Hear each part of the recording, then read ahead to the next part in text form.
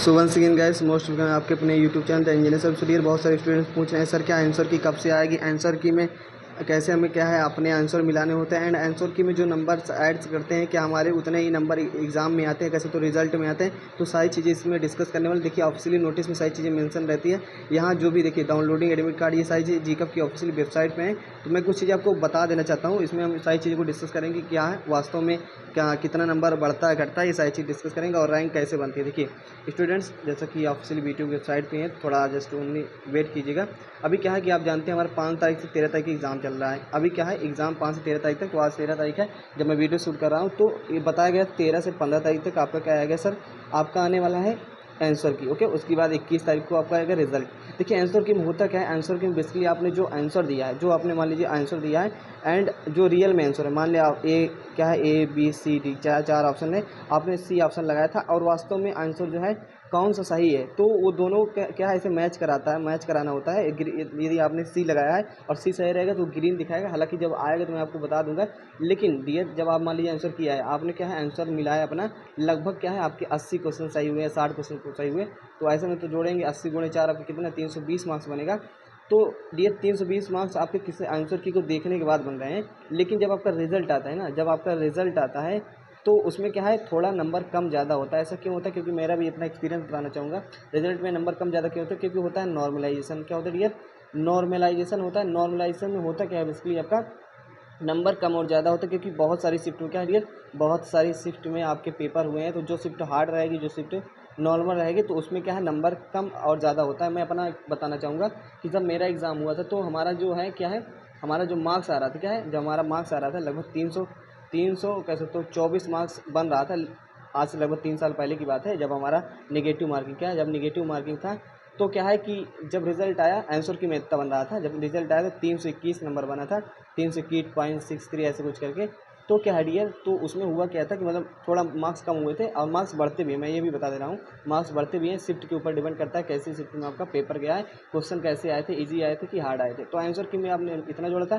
फिर उसके बाद क्या है रैंक भी बनी थी। रैंक भी उसी समय बनती है जब आपका रिजल्ट आता है। जब आपका रिजल्ट आता है ना तो उसमें मार्क्स दिखते हैं, क्या है मार्क्स दिखते हैं एंड आपका क्या है उसमें रैंक दिखती है। ठीक है, ये रैंक दिखती है। तो मेरी रैंक अच्छी खासी थी और रैंक कितनी थी मैं बता देना चाहता हूँ, 163वीं रैंक बनी थी, उसमें एक अच्छी खासी रैंक थी। तो ठीक है, इसके बाद क्या होगा डियर, इसके बाद आप करेंगे काउंसलिंग। मैं आपको एक बात बताना चाहता हूँ, काउंसलिंग सबसे अच्छी प्रोसेस है, सबसे बड़ी बेहतरीन प्रोसेस है काउंसलिंग। काउंसलिंग यदि अच्छे से नहीं करते क्लियर तो आपको हो जाएगी प्रॉब्लम। अभी तो आपकी आंसर की आएगी, आंसर की में देखोगे, फिर इसकी 21 तारीख को रिजल्ट आने वाला है। तो उसके बाद क्या है काउंसलिंग कराओगे। भाई काउंसलिंग यदि अच्छे से नहीं करते तो आपको क्या है अच्छा कॉलेज नहीं मिल पाएगा। मैं बता दूं, मैं भी कंप्लीट कर चुका हूँ अपना पॉलिटेक्निक डिप्लोमा, वो भी जीपीएल गवर्नमेंट पॉलिटेक्निक लखनऊ से। तो कैसे अच्छा कॉलेज मिलता है ये डिपेंड करता है आप काउंसलिंग कितने अच्छे से करते हैं और मार्क्स आपका कितना है। तो कई फैक्टर्स पे डिपेंड करता है। तो काउंसलिंग के दौरान आपको सारी चीज़ें अच्छे से करनी है। काउंसलिंग अच्छे से करिएगा, बहुत सारे लोगों को जानकारी होती नहीं और ऐसे ही कोई भी ब्रांच कोई भी कॉलेज चुन लेते हैं और काउंसलिंग उनको क्या है कॉलेज नहीं मिलता डियर। ओके, तो काउंसलिंग जब कराइएगा किसी अच्छे जानकार व्यक्ति से कराइएगा। हो सकेगा तो मैं इस पर वीडियो बना दूंगा कैसे काउंसलिंग करते हैं और कैसे कौन सी ब्रांच चूज़ करनी होती है, कौन कहाँ से कॉलेज से करना होता है, ये सारी चीज़ें आपको जानकारी होनी चाहिए। तो काउंसलिंग कराने के लिए आप क्या है मेरे से संपर्क कर सकते हो। हालांकि मैं इस पर वीडियो बना दूंगा कि कौन सी ब्रांच और कौन से कॉलेज से हमें क्या है पॉलिटेक्निक डिप्लोमा करना चाहिए। एडेड कॉलेज होते हैं और क्या हमारे प्राइवेट होते हैं, कहाँ कौन सा कॉलेज एडेड है, कौन सा कॉलेज प्राइवेट है। और बहुत सारे कॉलेज ऐसे होते हैं ना उसमें 2 शिफ्ट चलती है। क्या है 2 शिफ्ट चलती है, फर्स्ट शिफ्ट चलती है और सेकंड शिफ्ट चलती है। ओके, फर्स्ट शिफ्ट और सेकंड शिफ्ट ये सारी चीज़ें मालूम ही नहीं रहती। जैसे कि एमपी पॉलिटेक्निक में हो गया जिसमें 2 शिफ्ट चलती है, सुबह और शाम की। तो ये सारी चीज़ें आपको जानकारी होनी चाहिए, नहीं तो जब आप काउंसलिंग में क्या है कॉलेज का चुनाव करें तो वहाँ दिक्कत हो जाएगी। तो किसी जानकार व्यक्ति से काउंसलिंग कराइएगा। हालांकि आपकी जब आएगी क्या है, आपका जब आएगा ये कल लगभग आ जाएगा 15 तारीख तक, 15 तारीख की डेट को आएगा। क्योंकि अभी क्या है टेक्निकल इशू थे, क्योंकि 13 तारीख के जो एग्ज़ाम आज हुए हैं क्या है 13 तारीख के एग्ज़ाम की बात की जाए तो 15 तारीख तक आपका क्या है 15 तारीख के सुबह क्या है आपका सुबह तक आप सुबह या शाम तक आपका आ जाएगा। क्योंकि इसमें भी थोड़ा टाइम लगता है, अभी टीचर सारी सिस्टम बिजी है। तो 15 तारीख तक आपका आ जाएगा। हालांकि टेंशन लेने वाली बात नहीं, जब आएगा मैं आपको इन्फॉर्म कर दूँगा। लेकिन मेन मोटिव है कि मार्क्स कैसे अब बढ़ते हैं कैसे नहीं, तो मैंने बता दिया नॉर्मलाइजेशन वगैरह होता है, थोड़ा कम थोड़ा ज़्यादा हो सकता है। ठीक है, मैंने अपना भी मार्क्स बता दिया था जब मेरे एग्ज़ाम हुए थे। तो आई होप आपको समझ में आ गया होगा। चैनल पर दोस्त प्लीज़ चैनल को सब्सक्राइब कर लो और गवर्नमेंट पॉलिटेक्निक कॉलेज यदि आप पाना चाहते हो तो मैं आपको गाइड करता रहूँगा, क्योंकि सारी मेरे गाइडेंस से ही आपकी चीज़ें अच्छी हो पाएंगी। बाकी मिलते नहीं, तुम कोई डाउट्स रहता है तो इस वीडियो में कमेंट करके पूछ लेना।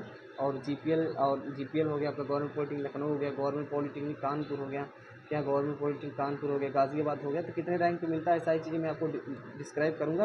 हालाँकि गवर्नमेंट पॉलिटेक्निक लखनऊ पाना कोई बड़ी बात नहीं, लेकिन आपकी क्या होनी चाहिए, एक अच्छी स्ट्रैटेजी तरीके से आपको काउंसलिंग करनी पड़ती है। और मैं बता देना चाहता हूँ कि मैंने भी एडमिशन किया है बहुत सारे स्टूडेंट्स का, लगभग क्या है 10,000 के ऊपर भी उनकी क्या है रैंक रहती थी, तब भी उनको कॉलेज मिल जाता है, वो भी गवर्नमेंट पॉलिटेक्निक लखनऊ, वो भी अच्छी ब्रांच से। ये मैं दिखा देना चाहता हूँ, बता देना चाहता हूँ, क्योंकि मैंने ही एडमिशन किया था कॉलेज में। तो ये सारी चीज़ें हैं, हालाँकि ज़्यादा मैं नहीं बोलूँगा ऑन कैमरा।